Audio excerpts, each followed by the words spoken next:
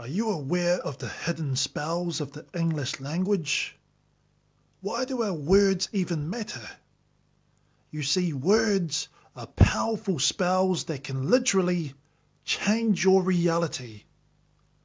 In this video, I'm going to shine a light on what you're really speaking into existence through etymology.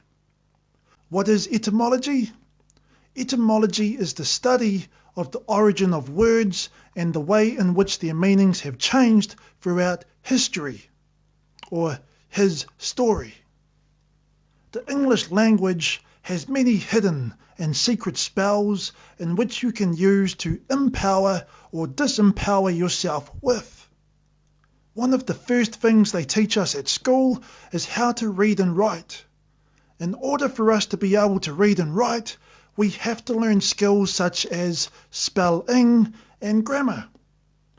Grammar is based off the old French word grimoire, which means magic book of spells. The alphabet is just symbols put in different sequences that create spells. When creating sentences, you are sentencing someone to your spell. A sentence is to give someone a term. With every word you speak, you are literally casting a spell, a curse of cursive serving like a prison term. It takes real eyes to realize the real lies of how our words can be as deadly as swords. So if you want to know what a word truly means, look below its surface, dissect it, and look at it from many different angles.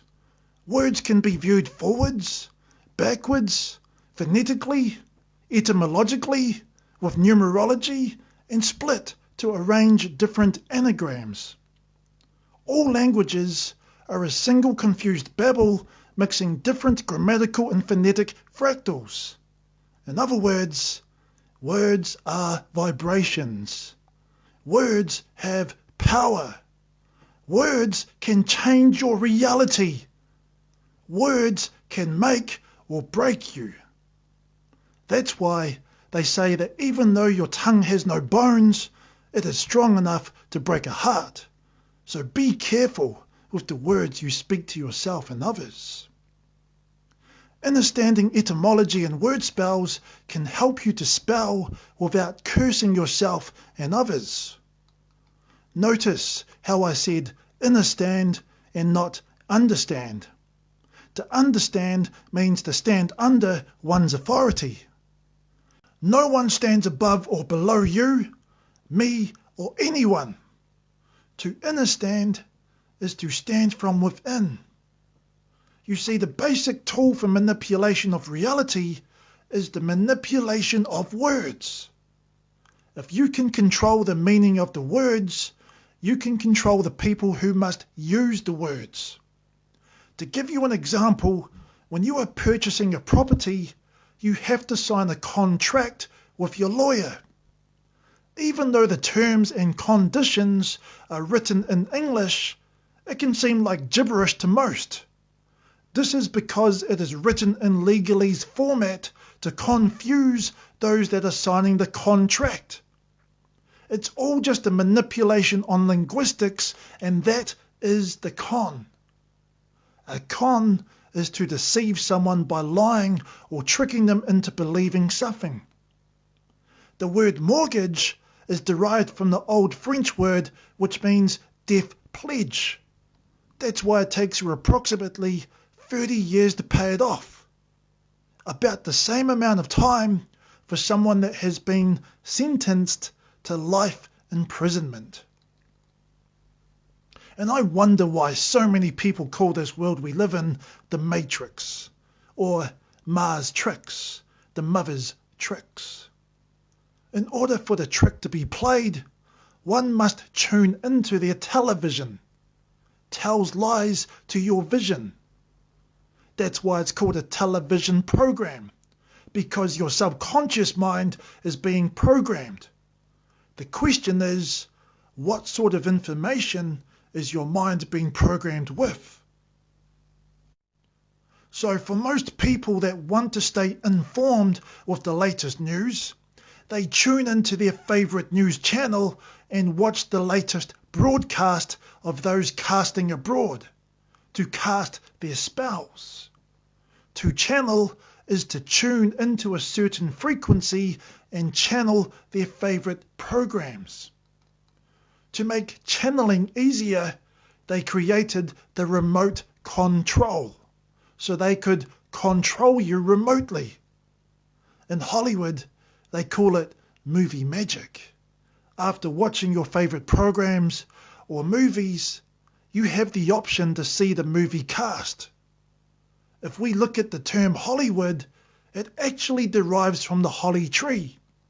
The holly tree was used by druids who were known for being priests, witches and also wizards who used its branches to craft their magic wands for casting spells in ancient times. These rituals still go on today. Hollywood movies are forms of sorcery using psychology, subliminal messages, and manifestation through what is called lesser magic and bewitchment. Some even use the term law of attraction. That's why actors and actresses use scripts in movies as they speak things into existence. Even the news reporters are reading scripts as they broadcast their latest information from around the world or from your local government. They are all just actors and actresses playing their role in programming you, whether they are conscious of this knowledge or not. When we break down the word government, we get govern and mint. Mint is derived from the Latin word mente, which means mind. In other words, mind control. If you want to dive deeper into mind control, then I would suggest researching Project MKUltra, which was a CIA mind control program. You may also be thinking, this sounds like one big conspiracy, although that word was invented by the CIA as well, to try and confuse, ridicule and disqualify any alternative information that contradicted the main narrative or script. Now, when most people aren't watching their televisions, they are waking up each morning and heading to work. A wake is a funeral party for the dead. At the beginning of each day, most people say, "Good morning." Phonetically, morning sounds the same as mourning, which is the state of expressing your sorrow for the dead when you attend a wake. So every single day, so many people are taking part in a hidden ritual, which is a ritual against life. For most people, waking up for work each day can be a hard thing. To go a little deeper with the etymology, breaking down the word work, we can get the phonetic sound of war, W-A-R, and K, which is the 11th letter in the English alphabet. This can represent the twin pillars of our minds. So to go to work is to go to war with our minds. And I can go much, much deeper with the etymology, but for now, we'll walk through it slowly together. The average 9-to-5 worker goes to work during the weekdays to earn a living at their job. Phonetically, earn sounds the same as earn, and an urn is for the ashes of the dead. A job is the Hebrew word for persecuted. Some people even refer to their jobs as undertakings, and from that we get undertaker.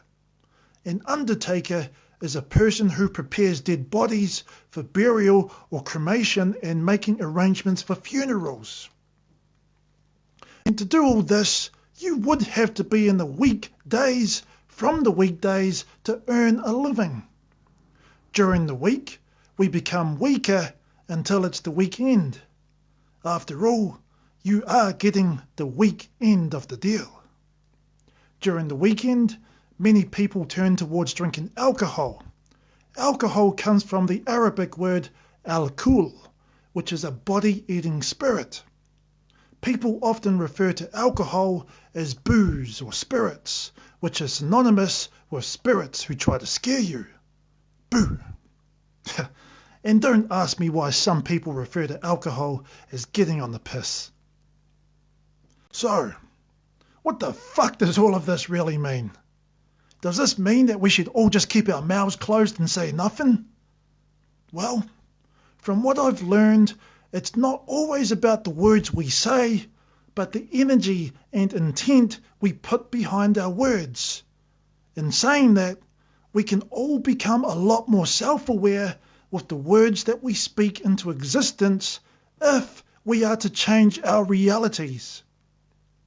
Words create images for our subconscious mind, so we have to be aware of the double meanings. For example, I'm sick of that person, or I'm tired of living like this. What happens when you are in those situations? You feel sick and tired, right? Our subconscious mind takes everything literally. Words are the commands that govern the subconscious mind, so never talk down to yourself, even if you're just joking, because your subconscious mind cannot tell the difference.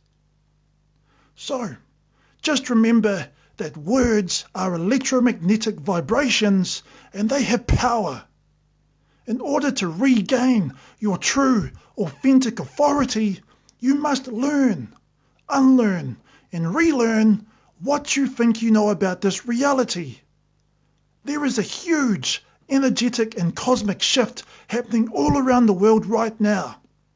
We can all either raise our vibrations with Mother Nature and align ourselves with the new vibrations of the earth, or remain enslaved and disempowered by trying to hang on to the old paradigm. There are entities in this world who want to keep you trapped within your own mind and feel you cannot be trusted to govern and think for yourself. They believe you are dangerous, and so they take it upon themselves to do the thinking for you. And I say you are dangerous, especially when you are operating from your heart space and you are in total alignment with your higher self. There is no bigger force than the power of love. If you ever want to get to the truth of most sorcery, then look and listen to the words that people cast. It is time to start listening to your own truth within and discover who you really are, why you're here, and what you are truly capable of. You are a multi-dimensional being. You are immortal, infinite, limitless, and divine. You don't need anyone to govern your mind. Turn off your television. All it does is install fear within your subconscious mind and lower your vibration. It's time to trust yourself again. Be your own leader and lead yourself. It's time to reclaim your authority and be your true, authentic self. We change the world by changing ourselves from the inside out. So be the ripple effect of unconditional love. Now, if you haven't done so already, add me on Instagram and Facebook at Only By Choice, as I will be posting regular updates with etymology on how you can empower yourself by changing your words through the story section. And as always, take what resonates, leave what doesn't, only by choice.